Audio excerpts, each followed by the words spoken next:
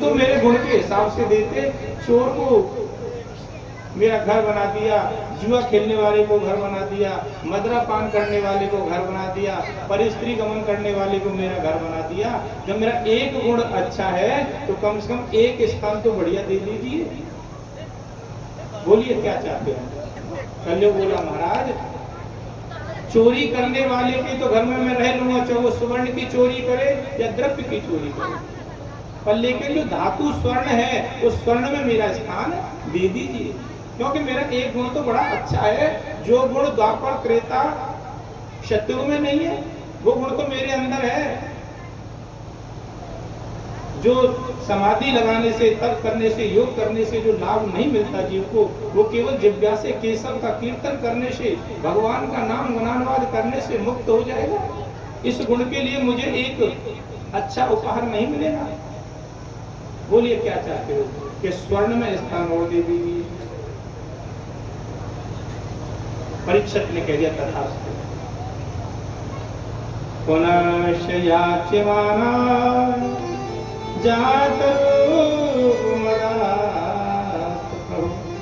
स्वर्ण में निवास मांगा, परीक्षित महाराज प्रसन्न थे, रीझे हुए थे, स्वर्ण में निवास दे दिया। सूजी कह रहे हैं महाराज परीक्षित ने कलयुग में स्वर्ण को निवास दे दिया, पर दूसरी ओर भागवत के एकादश स्कंद में विभूति युग का वर्णन जब हो रहा है, उद्धव से भगवान कह रहे हैं, ये भागवत कथा में ही दो बात कैसे हो गई कि एकादश स्कंद में भगवान उद्धव से कह रहे हैं धातु नामस्य कांचनम, धातुओं में स्वर्ण मैं हूं। अरे जब धातुओं में भगवान स्वयं कृष्ण हैं तो कलयुग का निवास कैसे?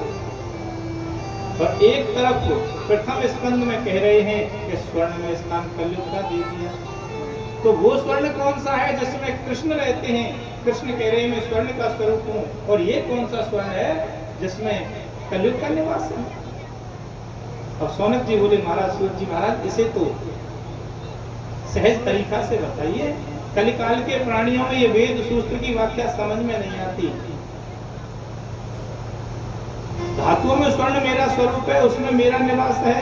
अब भागवत में ही कह रहे हैं कि स्वर्ण में कलयुग का निवास है, भागवत में भगवान कह रहे हैं कि मेरा निवास है, ये विभेद कैसे? इसका समाधान यह है कि जो स्वर्ण धर्म के साथ ईमानदारी से संचित किया गया है उसमें भगवान स्वयं साक्षात श्री कृष्ण का निवास है। जो छल कपट से कमाया गया स्वर्ण है उसमें कलयुग का निवास है। बोलिए राधे राधे।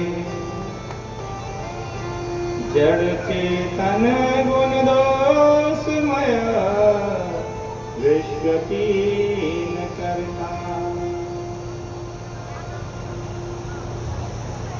अरे जो ईमानदारी से कमाया गया स्वर्ण है उसमें भगवान कृष्ण का निवास है, और जो छल कपट से कमाया गया है उसमें कलयुग का निवास है।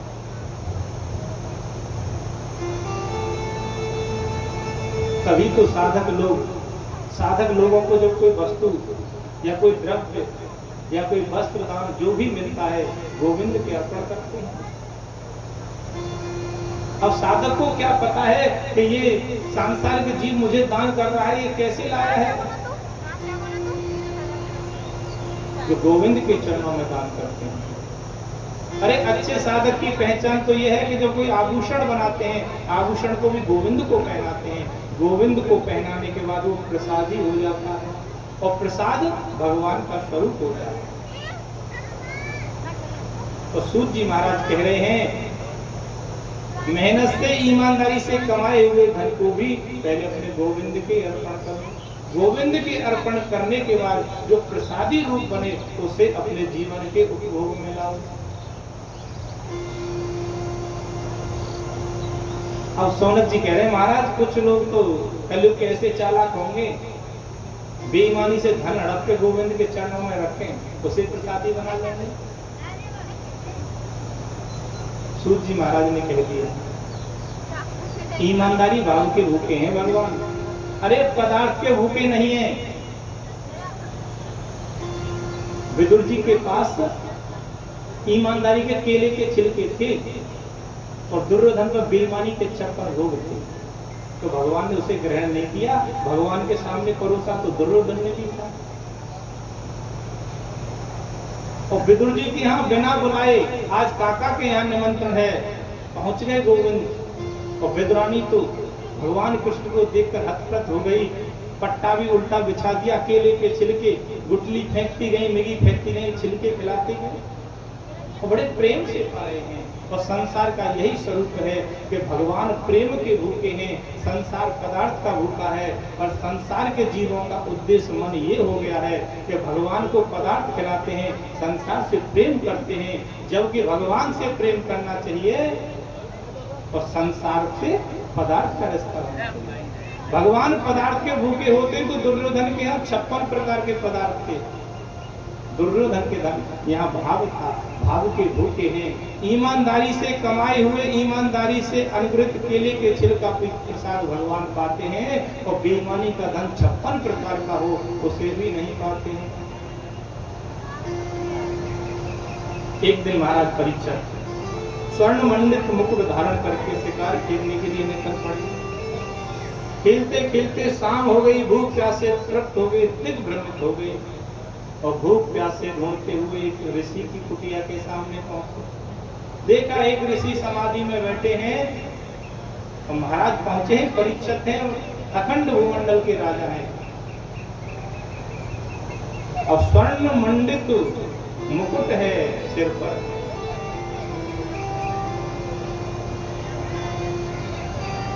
अरे मुनि, मुझे देखकर खड़े नहीं हुए, आप मुनि हैं तो क्या मैं राजा हूं? राजा आया है तो सत्कार करना चाहिए। नकली साधु के असली साधु पहचान करने के लिए मरा हुआ सर्प धनुष की नोक से गले में लपेट दिया, पर लेकिन संत की समाधि तो असली थी। सर्प लपेट दिया पर समाधि खुली नहीं।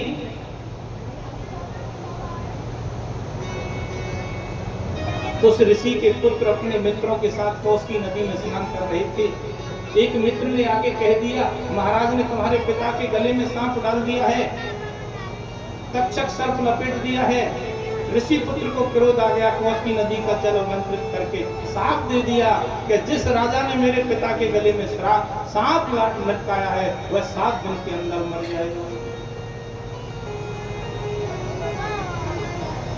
वो ऋषि थे समीप मुनि, पुत्र था श्रृंगी मुनि।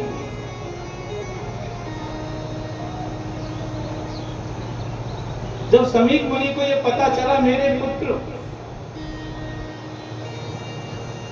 ने राजा परीक्षित को श्राप दे दिया है, सौभाग्य की बात है, ऐसा धर्मात्मा राजा देश को कभी कभी मिलता है, परीक्षित के बाद ऐसा धर्मात्मा राजा कभी मिलने वाला नहीं है, ये तो अनर्थ कर दिया। पुत्र से कहा, संतों का स्वभाव क्रोध का नहीं होता है, संत का तो अपमान करे वो भी उतना ही है, सम्मान करे वो भी उतना ही। मान सम्मान से परे है वही संत है। पुत्र आपने ये गलत किया, पर हमारा इतना उत्तरदायित्व बनता है कि राजा को यह समाचार सुना दिया जाए।